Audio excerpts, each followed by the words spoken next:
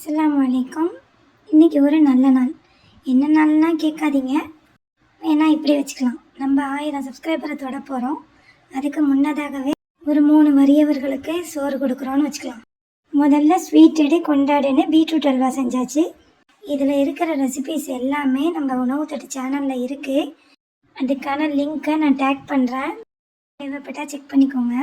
அதுக்கப்புறம் தால்ச்சா தான் போட போகிறேன்.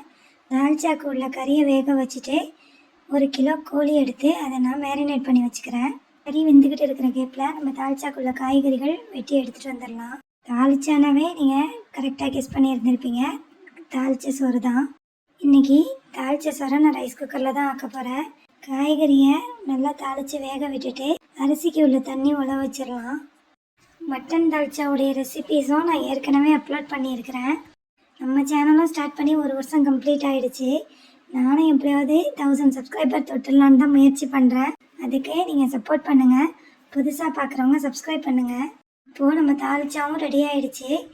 புளிக்கரைச்சலை ஆட் பண்ணி ஒரு 4 கொத்து கருவேப்பிலையை போட்டு 2 நிமிஷம் சிம்மில் வச்சு எடுத்தால் சூப்பரான தால்ச்சா ரெடி ஆகிடும்.